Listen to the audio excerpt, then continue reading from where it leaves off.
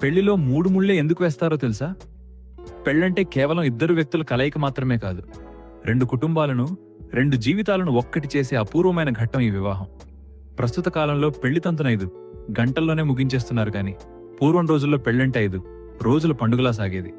ఎన్ని రోజులు జరుపుకున్నా మాంగళ్యధారణలో 3 ముళ్ళు మాత్రమే ఎందుకు వేస్తారు? దీని వెనుక ఏదైనా పరమార్థం దాగి ఉందా అనే సందేహం మీకు ఎప్పుడైనా వచ్చిందా? దీని వెనుకున్న అంతరార్థం గురించి మన శాస్త్రాలు ఏం చెబుతున్నాయంటే, హిందూ సంప్రదాయంలో 3 అనే సంఖ్య అత్యంత ప్రధానమైనది. త్రిలోకాలు, త్రిమూర్తులు, త్రిగుణాలు ఇలా ఎన్నో అంశాలు 3తో ముడిపడి ఉన్నాయి. అలాగే మానవులకు కూడా స్థూల, సూక్ష్మ, కారణ అనే 3 శరీరాలు ఉంటాయని ప్రతీతి. పెళ్లిలో వేసే ఒక్కో ముడి ఈ ఒక్కో శరీరానికి ప్రతీక. వధూవరులు కేవలం బాహ్య శరీరం స్థూలతో మాత్రమే కాకుండా ఈ 3 శరీరాలతోనూ మానసికంగా మరియు ఆత్మీయంగా నిండు నూరేళ్లు కలిసిమెలిసి ఉండాలనే సదుద్దేశంతోనే 3 ముళ్ళు వేస్తారని శాస్త్రాలు చెబుతున్నాయి. ఈ వీడియో మీకు నచ్చితే లైక్ చేయండి. ఇలాంటి మరిన్ని ఇంట్రెస్టింగ్ వీడియోల కోసం AI అబ్బాయి తెలుగు యూట్యూబ్ ఛానల్ని సబ్స్క్రైబ్ చేసుకోండి.